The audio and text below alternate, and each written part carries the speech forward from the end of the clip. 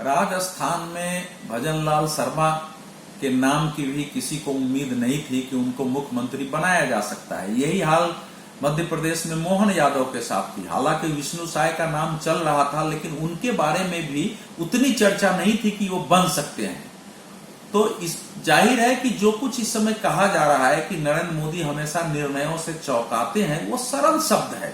लोग चौंकते अवश्य हैं, लेकिन चौंकते इसलिए हैं कि वो अभी तक प्रधानमंत्री नरेंद्र मोदी, भारतीय जनता पार्टी, राष्ट्रीय स्वयंसेवक संघ या उस पूरे संगठन परिवार की विचारधारा, उनके काम के तरीके या उनका भारत को लेकर, अपनी विचारधारा को लेकर, राजनीति को लेकर के जो उद्देश्य है, जिस दिशा में वो जा रहे हैं, उसको गहराई से समझने की कोशिश नहीं कर रहे हैं। ये तीन चेहरों को हमने इस रूप में विश्लेषित किया है कि ये तीनों, भंवरलाल शर्मा ब्राह्मण हैं, वो यादव हैं, वो एक आदिवासी हैं। तो जाहिर है आदिवासी, ब्राह्मण और इनके साथ फिर दलित को, इनके साथ फिर ठाकुर को, सबको लगा के एक जातीय समीकरण बनाने की कोशिश की गई है। और 2024 के चुनाव की दृष्टि से वो सभी जातियों को अपनी ओर आकर्षित करना चाहते हैं कि पिछड़ी जाति के मुख्यमंत्री हमारे यहाँ है, लेकिन हमने सवर्णों को भी अलग नहीं किया है, इसलिए ब्राह्मणों को बताया है। एक सामान्य विश्लेषण है, पॉलिटिकल पार्टी होने के नाते चुनाव की दृष्टि से शायद उनकी समझ हो, लेकिन आप गहराई से देखेंगे तो ये तीनों मुख्यमंत्री विचारधारा के स्तर पर, हिंदुत्व के स्तर पर प्रतिबद्ध कार्यकर्ता माने जाते रहे हैं। तीनों का संबंध राष्ट्रीय स्वयंसेवक संघ से रहा है और आज भी है। राजनीति में आने के बाद तीनों हिंदुत्व के संबंधी आंदोलनों से जुड़े रहे हैं।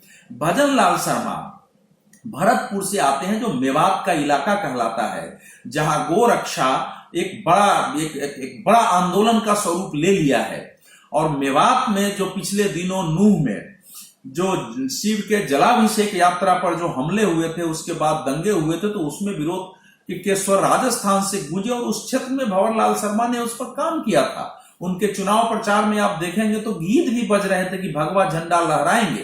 तो उनकी इस रूप में पहचान रही है। एक सामान्य कार्यकर्ता के नाते जो राजस्थान में हिंदुत्व की धारा है, उसके एक सर्वसाधारण कार्यकर्ता से लेके अभी तक उन्होंने अपनी प्रतिबद्धता उसके प्रति दिखाई है।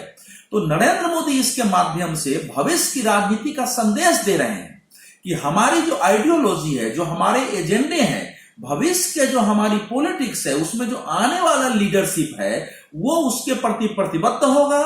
क्योंकि उनका जो लक्ष्य दिखाई देता है कि जो घोषित एजेंडे थे भारतीय जनता पार्टी को, उसको अपने कार्यकाल में ही पूरा करना है, अगली पीढ़ी को नहीं देना है। और आइडियोलॉजी के आधार पर उनको बहुमत मिला था, उनको लोगों ने सपोर्ट किया था, तो वो एक सुदृढ़ करने की प्रक्रिया है।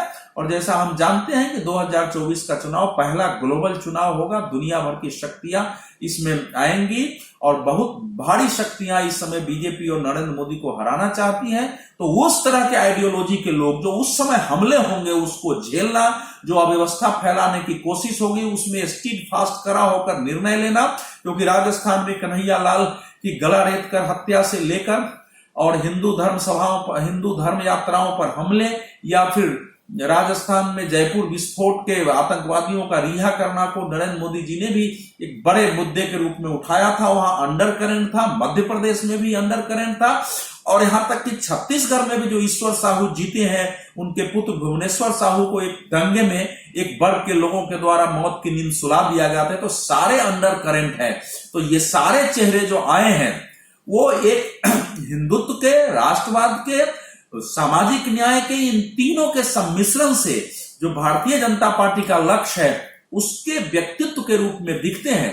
तो ये समझने की आवश्यकता है। अगर ये जिसकी समझ में है, वो नाम से चौंकेगा नहीं। और अंतिम बात जो नरेंद्र मोदी ने इस देश में किया है कि आप चाहे पद्म पुरस्कारों को ले तो सर्वसाधारण नामों को ला करके पुरस्कृत किया गया है। उसी प्रकार से मुख्यमंत्रियों के चयन में कोई बड़ा नाम ही मुख्यमंत्री आवश्यक नहीं है। आप उत्तराखंड में देख सकते हैं, आप हरियाणा में देख सकते हैं, यहां तक कि उत्तर प्रदेश में जब योगी आदित्यनाथ जी आए थे तो वो एक सामान्य सांसद थे।